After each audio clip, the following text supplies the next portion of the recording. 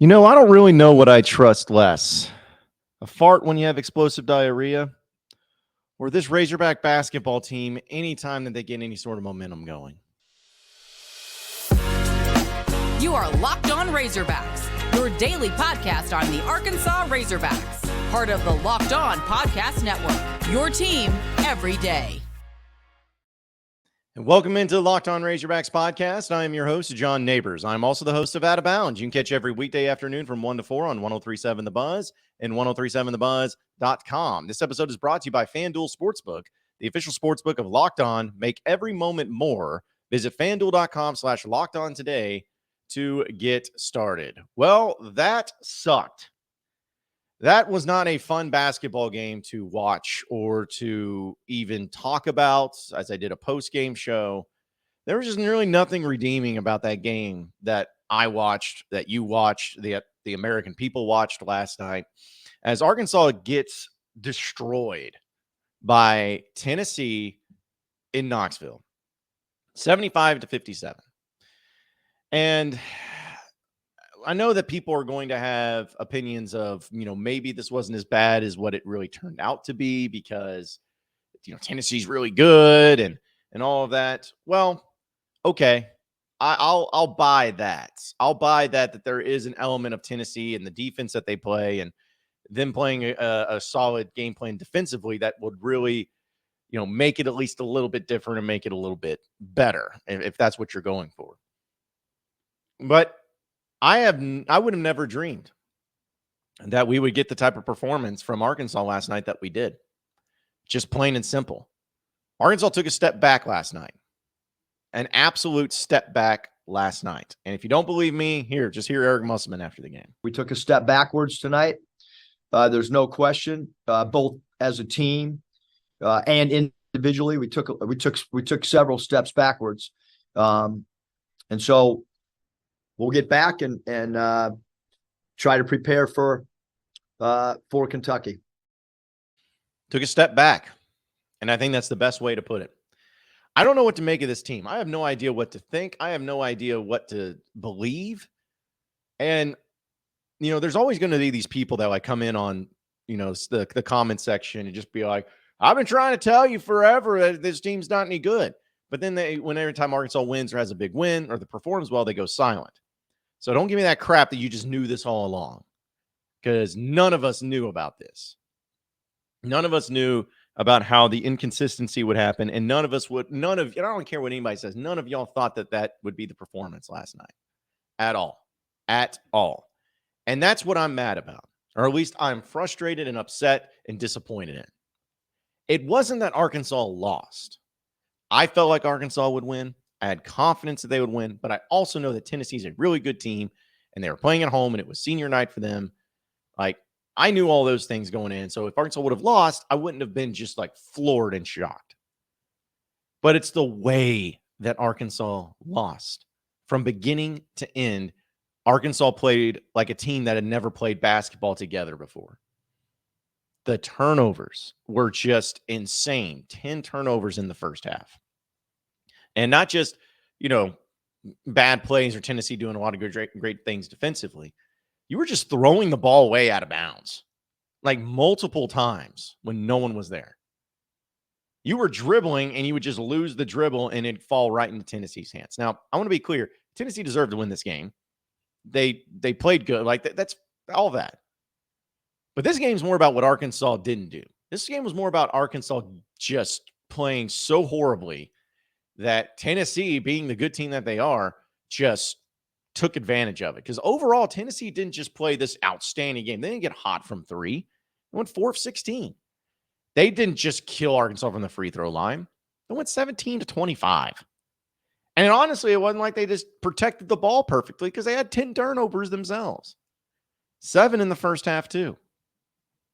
It came down to effort. It came down to chemistry. It came down to playing well defensively. And Arkansas just did nothing. What's the redeeming fact of this game? I don't think there is one. And that's why Muss said this team took a step back, and they did. They took a step back. Nick Smith goes 3 of 13 from the field with 12 points. Devo had an okay game offensively, 13 points, 3 of 7 from three-point land. The Mitchell twins and Jalen Graham have gone MIA, completely MIA. Your bigs have gone MIA, and that's a problem, offensively and defensively. The Mitchell twins and Jalen Graham just were nowhere to be found. Nowhere to be found. I mean, for crying out loud, Mikal Mitchell fouls out of the game in 11 minutes of play. Jordan Walsh doesn't make a single bucket. He gets 1 point from the free throw line. Arkansas can't make free throws. They go 13 of 22, which is disappointing when Council and Black miss 4 straight free throws when you're trying to make a comeback in the second half. Anthony Black offensively played okay because he went 6 of 9 from the field for 13 points, but 6 turnovers. He was getting beat defensively. Everybody got beat defensively. It was just... I know that they've had a lot of things that they've gone through and, injuries and all of that. And I know that, again, Tennessee's a good team. But to me, the team that played in Maui earlier this year, that team, which I know had Trevin Brazil, but it didn't have Nick Smith, that team would have wrecked this team right now. Like, they would have wrecked last night's team.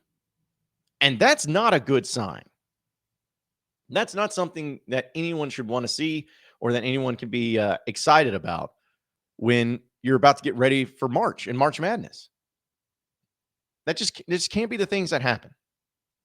So I'm at a loss. I am absolutely at a loss. I'm frustrated by it. I thought Council he didn't play very well. Had a lot of dumb turnovers there too. I just disappointed with the effort and the overall play. It's no shame in losing, but there is shame in the way you played and how you lost. If you would have played the game you played against Alabama, like, even though you lost that game, if you would have played to that level, you would have beaten Tennessee. You would have beaten Tennessee. And on top of all of that, early in the game, and I'm not trying to, say this is a great thing or not, because it's not, and it's awful. I feel for the kid, but Ziegler, one of the best players for Tennessee, their best distributor, their point guard, their guy, he goes out with an injury early in the game, and it did not look good. Well, I guess at this point in time, I don't really know the extent of it, but it didn't look good at all with his knee. Could be some extended period of time that he misses. So he goes out. So you're talking about Tennessee already dealing with the injury, one of their best players going out with an injury, and you still can't take advantage of it. You have one final game left in the regular season against Kentucky. One final game.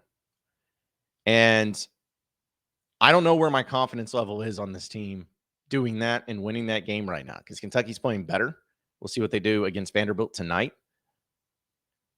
But would I be surprised by anything? No, not at this point. I don't think I'd be surprised. I think that there would be, if you told me that there was going to be a epic beatdown of Kentucky and Arkansas wins big, I wouldn't be surprised. Don't we Arkansas gets smoked? I wouldn't be surprised.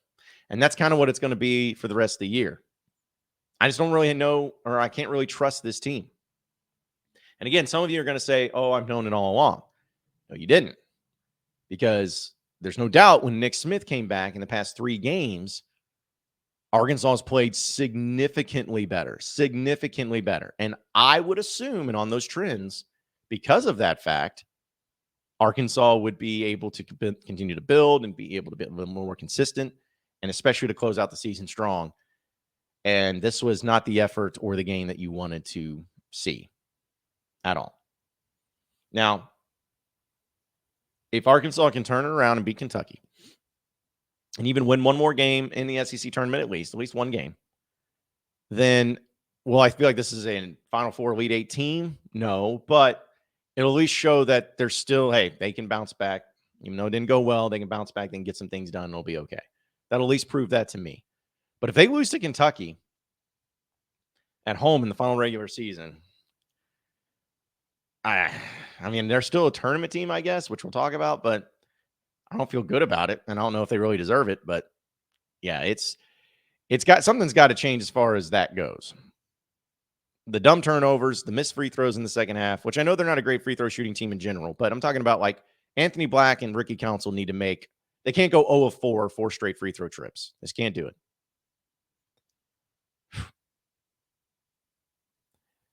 It's kind of crazy how this year has gone. It really is. I'm not even okay. So I always want to, make sure that I clear up some things and talk about some things that are. I'm not completely condemning this team and saying it's the season's over, shut her down, and all of that. I'm not doing that. I just to give me confidence, to let me be able to trust you as a team, especially at this point in time in the season, you have to show a better performance than that. You have to. Again, it's not about the loss. It's about you looked like you were completely and totally out of your element. You didn't know what to do. And again, Tennessee played fine. They didn't just destroy you because they were, hounding you and getting a bunch of steals, or that they were just hitting a bunch of free throws or hitting a bunch of threes. It was nothing like that. You just kept going, oh, man, there's nobody over there. Whoops. Oh, I'm dribbling. Whoa, whoops, it goes off my leg, and it goes right into their hands. Can't make free throws. Fouling too much down low. I mean, I didn't like the officiating either and again, not just against Arkansas, but either way last night. Very inconsistent. I didn't like any of that. So it was just a combination of pretty much everything piling on that made this game crappy. It was a terrible game to watch. And you never want to be that team that where you play another team on their senior night or on their, when they're honoring all the final year players. You don't want to be that team where at the end of the game, all the players get a curtain call because they're beating you so bad. You never want to have that. You don't want to have that. This was Arkansas. Arkansas got a beat down like nobody's business. I guess it's probably the worst beatdown you got this year. It's March. Don't like that. Don't like that. Completely different from last year's team. And that was the thing about last year's team, because they lost to Tennessee at Tennessee last year. And they got beat pretty good, even though the final score was like fairly close. I think it was like a 4-point game. Arkansas was getting handled pretty well by Tennessee. But that was like an anomaly. That was like the one game that, like, at the end of the year, hey, it's like, what do you do? But there were still so many other positives to point to and why that team is going to, do some really good things. And there's not that right now. There's not that. Team just can't figure it out. And I don't know what to say about it. I don't know what to think about it.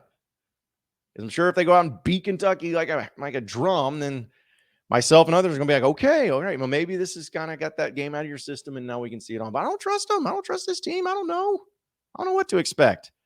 But what I do know is that they are going to be an NCAA tournament team. And I'm going to tell you why no matter what here in just a second. But folks, midway point of the NBA and college basketball season. It's all going on right now, and it's the perfect time to download FanDuel, America's #1 sportsbook, because new customers get a no-sweat first bet up to $1,000. That's bonus bets back if your first bet doesn't win.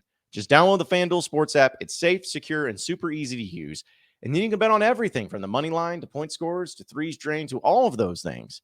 So check it out. No matter what the spreads are, player props, parlays, all that great stuff, you know that FanDuel is going to have it for different games, for different sports, for different players, for everything that you could possibly imagine under the sun when it comes to the sports world.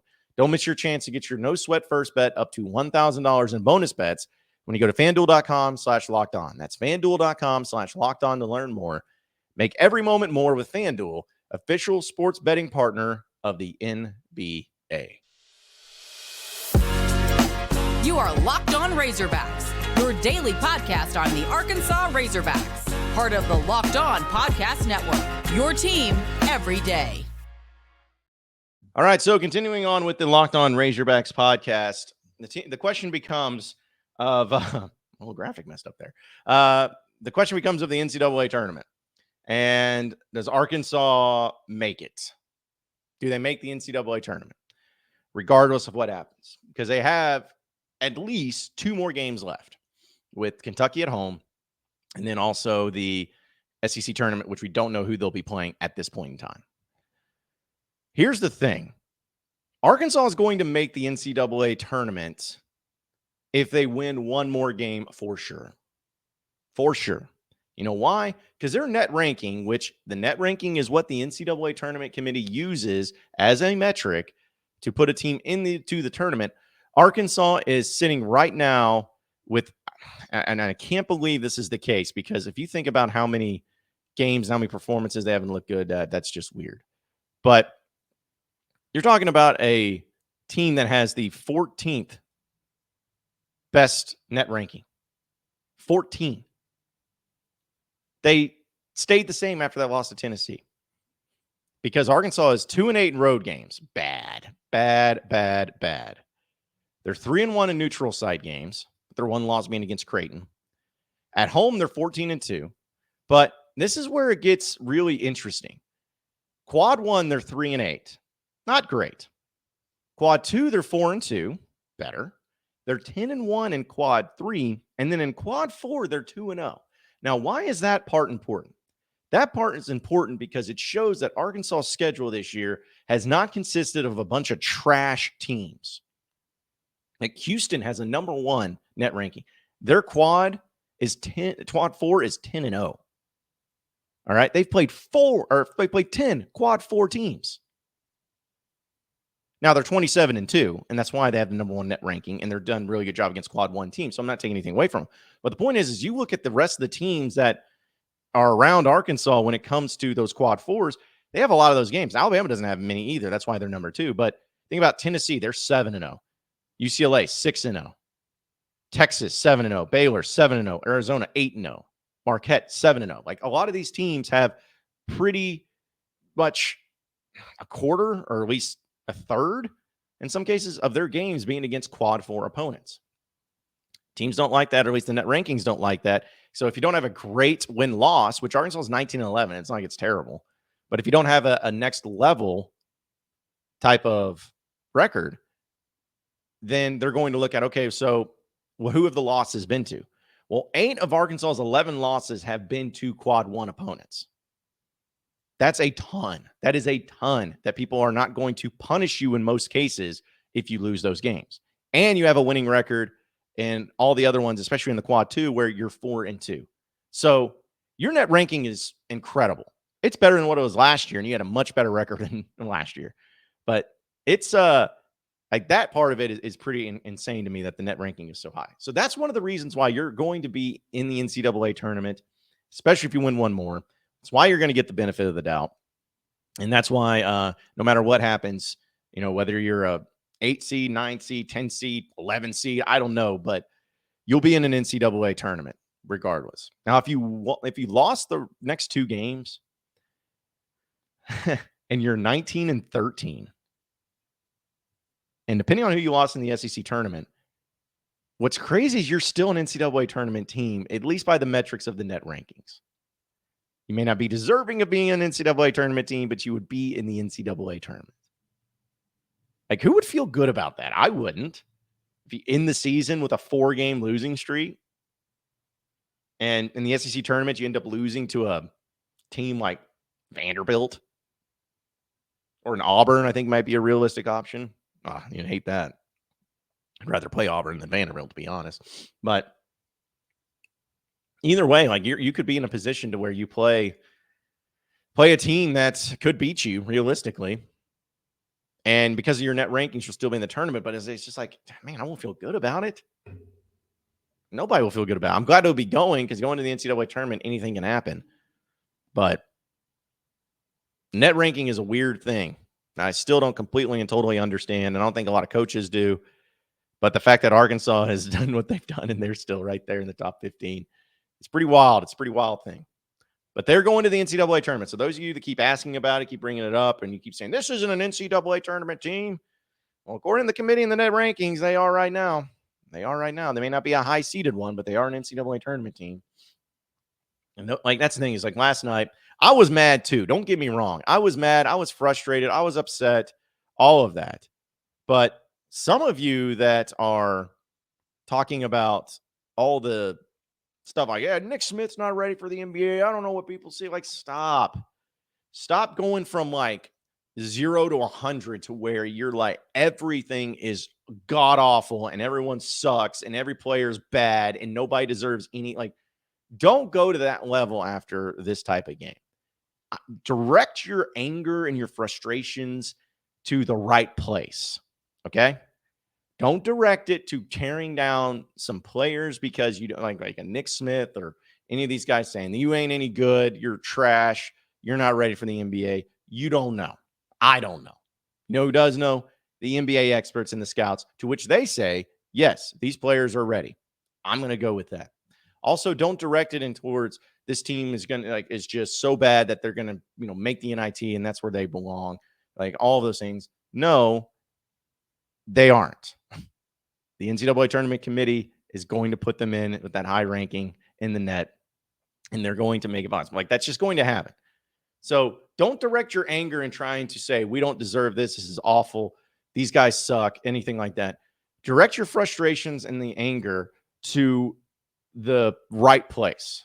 If you want to direct it towards coaching, if you want to direct it towards the effort, if you want to direct it towards, the team themselves and not the executing it, whatever it wanted, just do it about the game itself, not about the player themselves or the overall, big picture of the NCAA Tournament Committee and team that they are. So that's all I'm asking. I know it's easier said than done, but that's all I'm asking. We'll get to the final segment of the Locked On Razorbacks podcast here on the other side of the break, so be sure to stay with us. You are Locked On Razorbacks, your daily podcast on the Arkansas Razorbacks, part of the Locked On Podcast Network, your team every day. Okay, so on a happier note and on a lighter note, and something that I'm sure a lot of you probably do not care about, but it does mean something to me, so if you indulge me just a little bit, I wanted to give a very happy birthday shout out to my girl, Elizabeth Myrick, Dr. Elizabeth Myrick. So it's kind of funny, just a real quick story. So her birthday is actually February 29th. So it's a leap day, which she's the first person I've ever met that has ever had a leap day birthday, which is kind of cool. And I'm fascinated by it.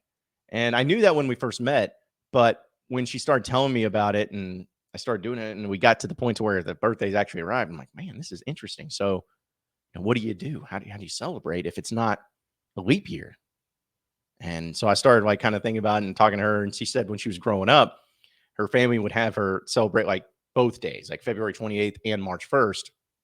And then on the days that February 29th actually came around, it would be this huge celebration. I was like, that's pretty cool. It's pretty fascinating.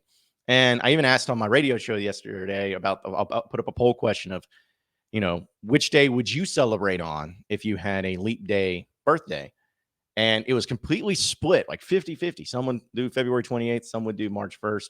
I felt like February 28th would be the right one because it's still at least the same month. And I think it'd be weird if you were born in February, but you celebrate it always on March.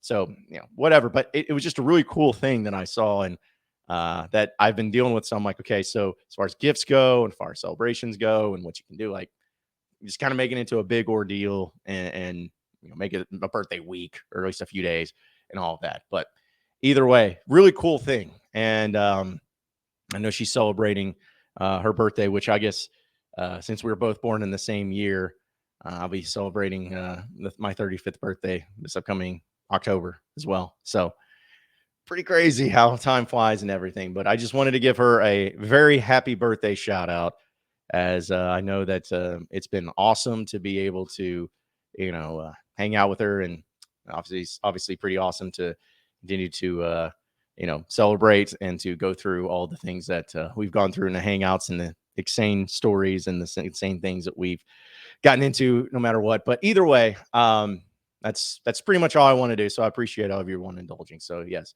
happy birthday, Elizabeth.